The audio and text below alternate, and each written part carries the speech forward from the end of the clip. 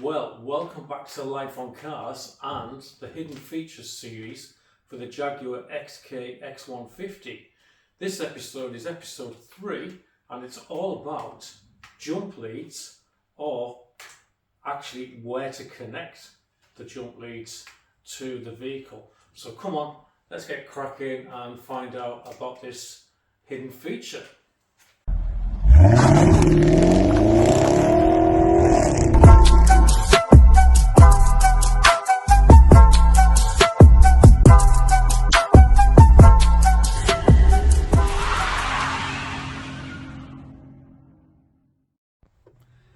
So if you're new to the channel, you may be thinking, well, how do I actually get in the boot of the Jag when the battery's flat? Well, if you look in the Hidden Features playlist, you will find a video that shows you how to find the hidden secret key access point for the boot, so you can get in and then attach your jump leads.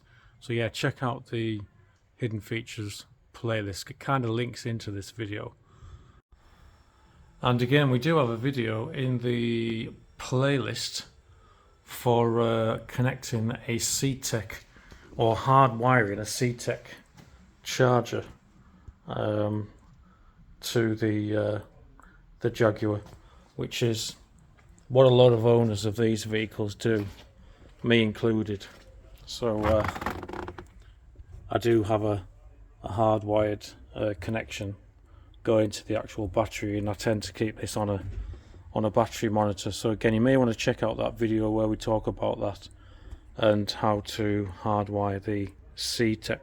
So again, I'll link that video into the information as well.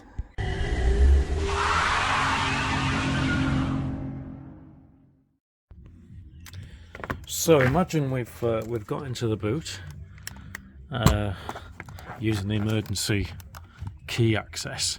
What we're doing then is we're looking on the left hand side, and we're going to remove this grill cover here, which has a little plastic tab,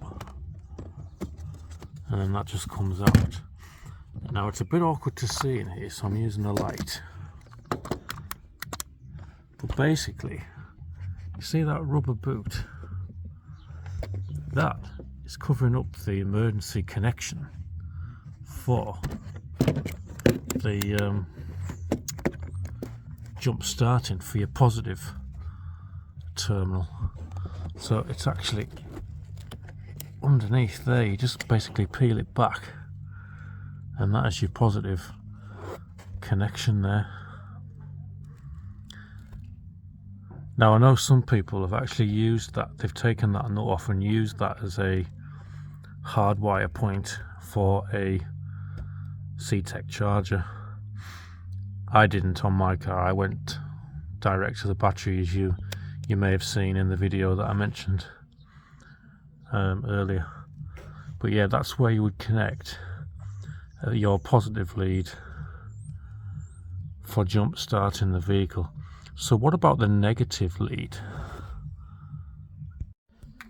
So for the negative side for the jump start, what Jaguar have done is they've actually provided a point underneath this cover. So I'm going to actually take that right the way out so you can see the spare wheel, etc.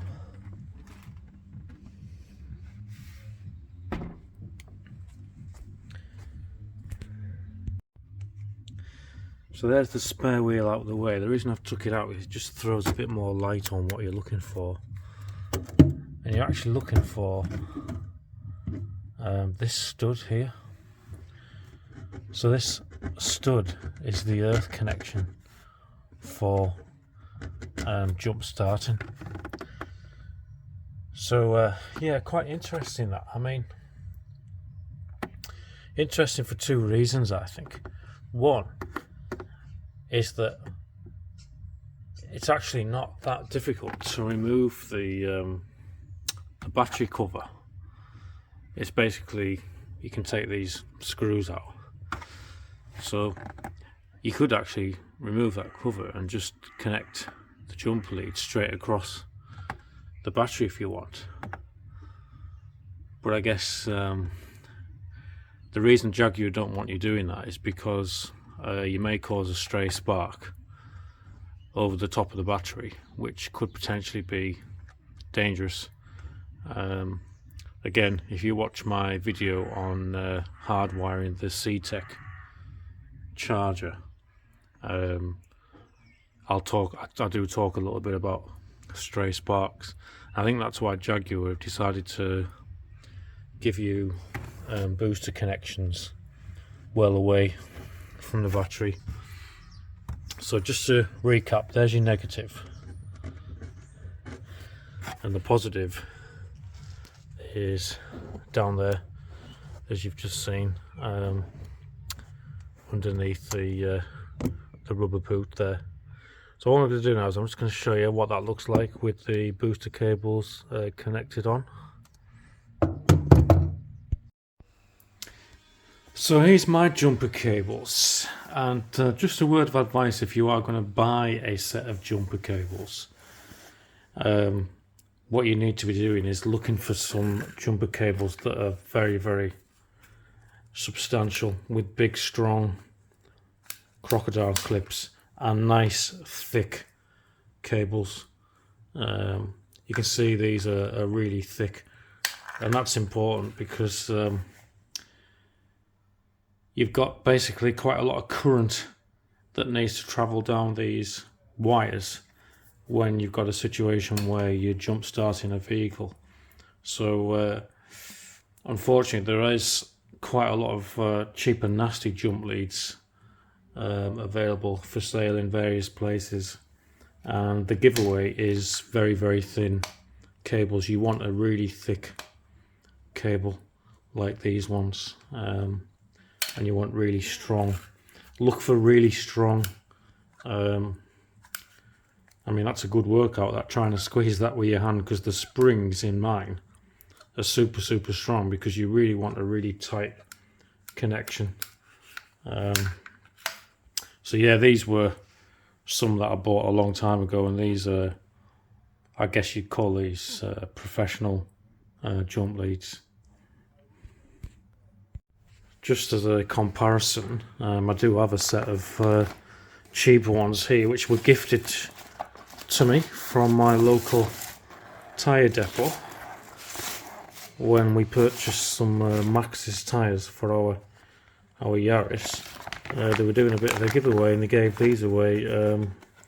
I've never used them because I've got my other set. Now, to be fair, they're not actually too bad. They're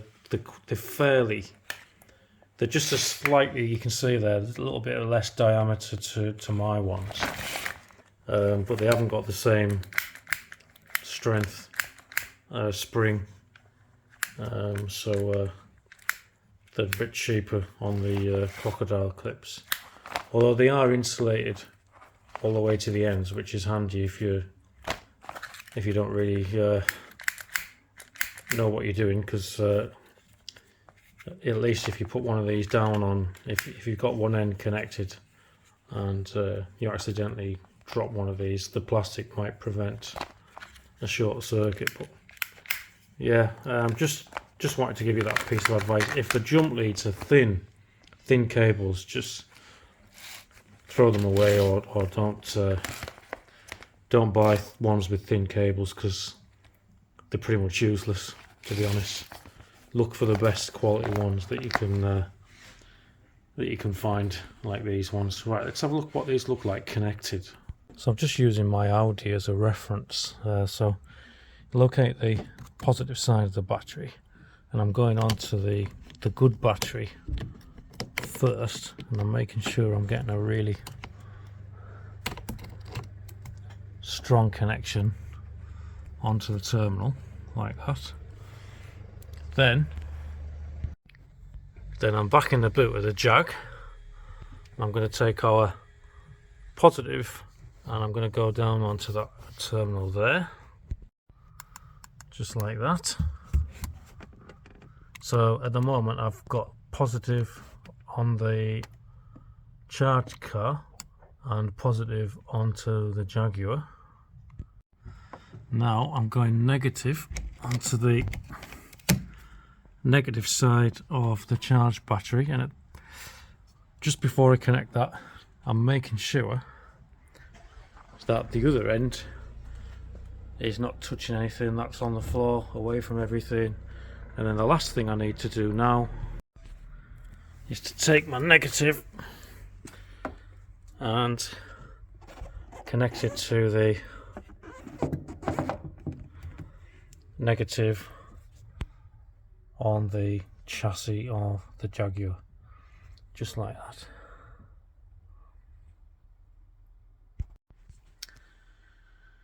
It started raining again, can you believe it? Honestly, the weather we've had in the UK this summer has been shocking, really. So anyways, yeah, I was just going to say at this point here, if we did have a flat and we were doing this for real, you've got an option now. You can try and start the Jaguar now with the donor car turned off, and that, because normally you don't need to start the donor car if it's got a good strong battery on it. In fact, I'd recommend trying to start the flat car without having the other car running, just because you can get voltage surges if you have the donor car running. However, if the car that you're trying to start is really struggling to start, then obviously it could start to drain down the battery on the donor car. So that's the point there where you might want to be running the engine on the donor car. Yeah, so that's what it looks like. So you can see there, we're into our hidden terminal down there, and then we're onto our negative terminal down there on the chassis of the Jaguar.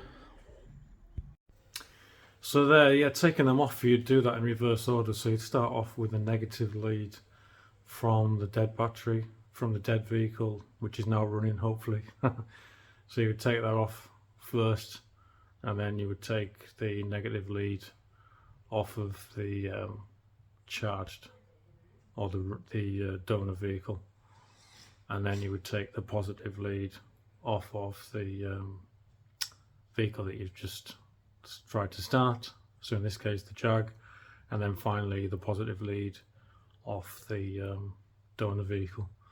So yeah, it's a fairly straightforward procedure. Just being aware that you don't touch connections together, crocodile clips together on the jump leads, and just being careful, really. It's nothing to be nervous about, and it's a fairly straightforward procedure. But yeah, I hope you found that interesting, looking at the connections there for the Jaguar. They're well hidden, but I guess worth knowing where they are. Found another date. Original sticker look on the back of this boot trim, or boot floor. 7th of September 2006. X150 load floor. Country of origin, United Kingdom. Yeah.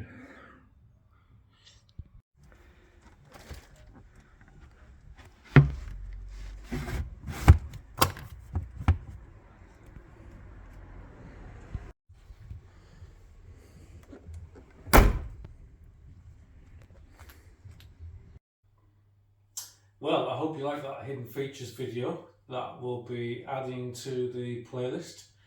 And if you did, please give us a like. Better still, if you're new to the channel and you haven't already subscribed, please give me a subscribe. That'll certainly help as we build up the channel. And rest assured, there'll be more videos coming along very soon on Life on Cars, and we'll see you all shortly. Take care now and stay safe.